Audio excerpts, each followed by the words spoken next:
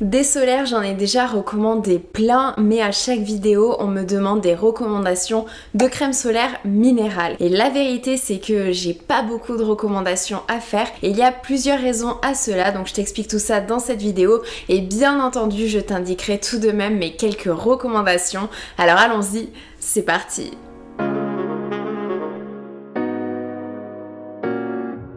Salut à toi et bienvenue dans cette nouvelle vidéo. Si tu ne me connais pas, je suis Bérangère, ingénieure chimiste spécialisée en cosmétiques. Donc je vulgarise toute la science des cosmétiques, que ce soit sur ma chaîne YouTube ou alors sur mon compte Instagram. Et aujourd'hui, on va parler des crèmes solaires minérales. Contrairement aux écrans solaires dits organiques ou alors chimiques, les filtres minéraux sont dits inorganiques, c'est-à-dire qu'ils ne présentent pas de structure carbonée. Ce sont, comme leur nom l'indique, des minéraux. Et il y a aujourd'hui seulement deux filtres UV inorganiques qui sont autorisés, l'oxyde de zinc et le dioxyde de titane, qui protègent à la fois des UVA et des UVB. Ils se différencient des filtres organiques car en plus de fonctionner comme eux, c'est-à-dire en absorbant les UV et en dissipant l'énergie sous forme de chaleur, les filtres minéraux forment également une barrière physique qui permet de réfléchir entre 5 à 10% des rayons UV, le reste étant absorbé exactement comme les filtres chimiques. Il y a beaucoup de mythes au sujet des filtres solaires minéraux et le premier mythe c'est de penser que ce sont des filtres solaires naturels. En réalité ils sont tout aussi chimiques que les filtres organiques, tout simplement car pour les utiliser il faut hautement les purifier, par exemple pour éliminer les traces de métaux lourds et en plus il faut enrober les particules pour les rendre stables, du coup pour qu'elles soient utilisables tout simplement. Donc ça n'a rien à voir avec des filtres qu'on pourrait appeler naturels. D'autant plus que l'oxyde de zinc, lorsqu'il est utilisé, il est principalement obtenu par voie synthétique puisque c'est tout simplement plus facile de le fabriquer comme cela. Le deuxième mythe qu'on entend souvent au sujet des filtres minéraux, c'est qu'ils seraient mieux pour l'environnement par rapport aux filtres chimiques. En réalité, c'est totalement faux puisque l'oxyde de zinc est lui aussi accusé de perturber l'écosystème marin au même titre que les filtres chimiques. Cependant, je tiens à préciser que les études qui montrent cela sont réalisées avec des quantités beaucoup plus importantes que nous lorsqu'on utilise la crème solaire dans la vie réelle, donc ce ne sont absolument pas des résultats qui sont transférables comme cela. En réalité, les crèmes solaires ne sont à l'heure d'aujourd'hui pas du tout le problème principal du blanchiment des coraux. Le troisième et dernier mythe à leur sujet qu'on entend souvent, c'est que les crèmes solaires minérales sont plus efficaces que les crèmes solaires chimiques. C'est encore une fois totalement faux. Les deux fonctionnent et les deux sont très bien. Le plus important, encore une fois, c'est tout simplement de trouver le produit solaire qui convient à ta peau. Et j'ai même envie de dire que dans la plupart des cas, c'est beaucoup plus facile d'avoir des hautes protections avec des filtres chimiques. Les crèmes solaires minérales ont généralement un avantage qui est d'être beaucoup mieux tolérées par la peau par rapport à la plupart des filtres chimiques. Cela dit, attention, ça ne veut pas dire que si tu as une peau sensible, il faut absolument utiliser une crème minérale. Aujourd'hui, il y a de nouveaux filtres chimiques qui ont été justement synthétisés, créés pour pallier aux problèmes des anciens filtres chimiques au niveau des réactions cutanées. Donc aujourd'hui, c'est tout à fait possible de trouver une crème solaire qui contient des filtres chimiques et qui est très bien tolérée par les peaux sensibles. Mais quoi qu'il en soit, c'est vrai que les crèmes solaires minérales peuvent effectivement être une solution pour les peaux justement qui ont du mal à tolérer les crèmes solaires. Et surtout, ça peut être un sacré avantage de les utiliser au niveau du contour des yeux puisque c'est une zone qui est beaucoup plus sensible. Donc généralement, les crèmes solaires minérales sont beaucoup mieux tolérées sur cette zone-là. La raison principale pour laquelle je n'utilise pas beaucoup de crème solaire minérale, hormis le fait que je ne suis pas vraiment la cible numéro 1 puisque je n'ai pas une peau très sensible, c'est tout simplement que les filtres minéraux laissent des traces blanches sur la peau.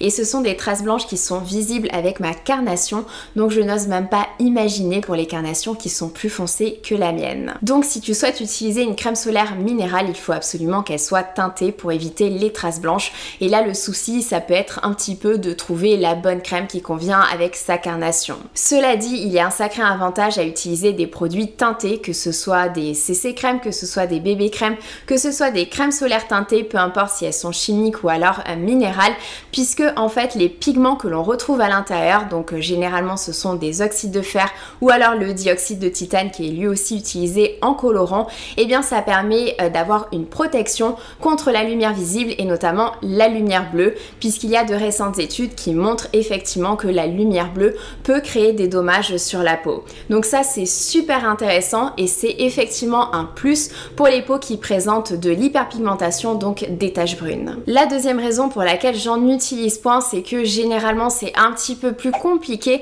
de trouver un bon sensoriel avec des crèmes solaires minérales. Généralement les textures ne sont pas forcément les meilleures, les plus légères sur la peau, ne sont pas les plus innovantes. Donc ça peut être un petit peu compliqué de trouver un solaire minéral qui est agréable d'utilisation. Et il faut savoir aussi que, étant donné que le zinc a un effet absorbant au niveau du sébum, les crèmes minérales peuvent être un petit peu asséchantes pour les peaux sèches par exemple. La troisième raison qui fait que j'en utilise beaucoup moins, c'est le marketing qui est utilisé par certaines marques, notamment en inscrivant en gros en large 100% minéral, mais à l'intérieur de la formulation on remarque que c'est pas forcément le cas, que c'est pas forcément un solaire qui est 100% minéral comme c'est indiqué, et ça honnêtement c'est vraiment dingue. On va parler des SPF boosters.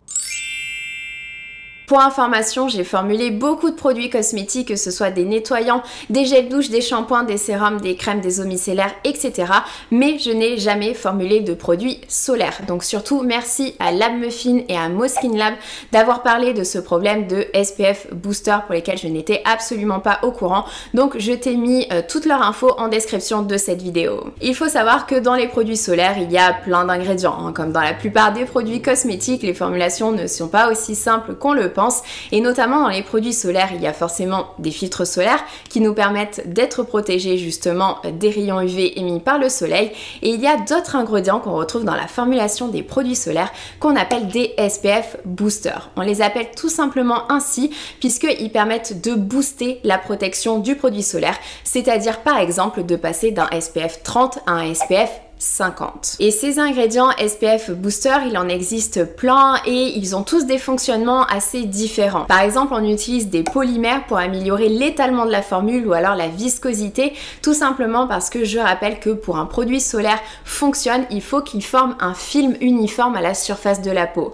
Donc en jouant avec un polymère comme ça sur l'étalement de la formule, on peut tout à fait augmenter l'efficacité de la protection. Et on peut aussi améliorer cette protection solaire en jouant sur les émollients, puisqu'il y a des émollients qui permettent de mieux solubiliser les filtres solaires dans la formule, ce qui permet d'avoir une formule plus efficace. Or, parmi ces ingrédients SPF booster, il y en a certains qui ressemblent de par leur structure à des filtres chimiques. Et comme je l'ai expliqué dans mon guide sur les produits solaires, c'est justement la structure des filtres chimiques avec cette alternance de liaison simple et de liaison double qui leur permet d'absorber les UV et donc de nous protéger. Donc autrement dit, ces SPF boosters qui ont une structure très similaire aux filtres chimiques fonctionnent très probablement comme des filtres chimiques, mais ils ne sont pas classés comme filtres UV par la réglementation. Pour que cela soit un petit peu plus clair, prenons l'exemple avec un produit de la marque Color Science.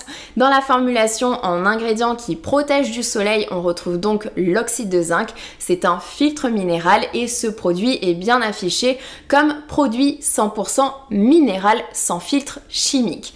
Et pourtant, dans la composition, si on regarde les ingrédients dits inactifs, on retrouve deux SPF boosters, le butyloctyl salicylate et le tridécyl salicylate. Et voici la structure de ces deux composés ainsi que celle de l'octisalate qui est lui un filtre chimique classé par la réglementation en tant que filtre UV.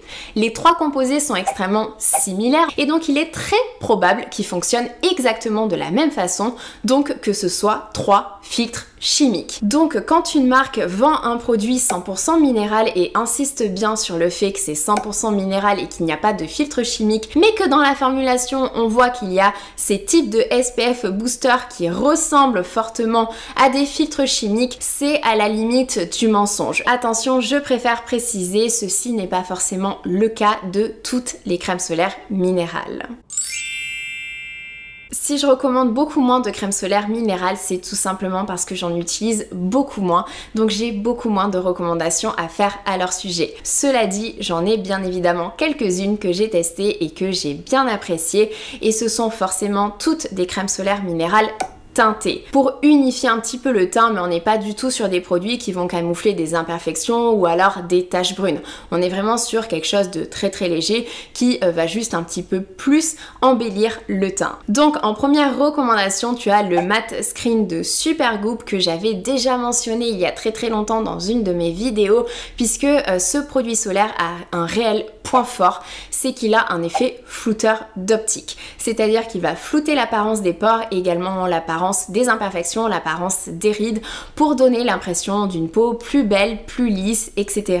Par contre, même s'il est sans parfum, et ça c'est un vrai point fort pour les peaux qui sont vraiment très sensibles, on est uniquement sur un SPF de 30, donc il peut ne pas suffire pour la période estivale où je préfère recommander des SPF 50 voire SPF 50+. Et étant donné que son fini est matifiant, c'est pas forcément le produit solaire qui est idéal pour les peaux sèches, c'est plutôt un produit qui correspond bien pour les peaux grasses, pour les peaux mixtes et éventuellement pour les peaux normales. Ensuite, je recommande aussi le solaire minéral de la marque Ultraviolette. C'est un solaire que je trouve plus fluide sur la peau, même si attention, on est toujours sur une galénique en crème, mais je trouve que le rendu reste léger. Par contre, il n'y a pas du tout cet effet flouteur de pores que l'on retrouvait avec le Matte Screen de Supergoop.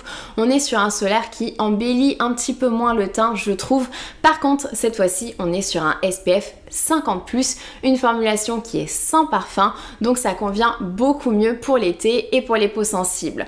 Par contre, on a toujours un fini matifiant ou plutôt semi-mat, donc c'est plutôt encore une fois un solaire qui peut convenir aux peaux mixtes, aux peaux grasses et éventuellement aux peaux normales. Pour finir, je recommande aussi la crème solaire minérale SPF 50+ des laboratoires de Biarritz, qui est un produit certifié bio, et ce produit il a un sacré avantage par rapport aux deux autres, c'est qu'il existe en plusieurs teinte. Donc moi personnellement j'ai choisi la teinte beige qui correspond très bien à mon teint et je trouve que c'est une crème qui correspond pas mal aux peaux mixtes, aux peaux normales et aux peaux sèches. Je ressens un petit peu moins l'effet matifiant par rapport aux deux autres solaires.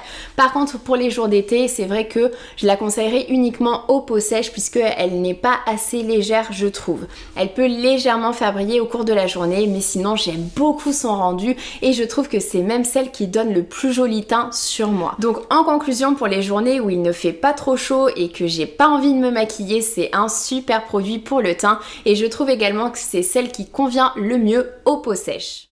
En conclusion de tout ça, encore une fois, le plus important, c'est uniquement d'avoir un produit solaire qui convient bien à ta peau. Peu importe si c'est un solaire qui utilise des filtres chimiques, des filtres minéraux ou alors un produit hybride qui contient les deux types de filtres. Le plus important, c'est uniquement que ça te plaise. Surtout si tu as d'autres recommandations à faire de crème solaire minérale, n'hésite pas à les mettre en commentaire. Je te fais de très gros bisous, surtout prends soin de toi, ciao!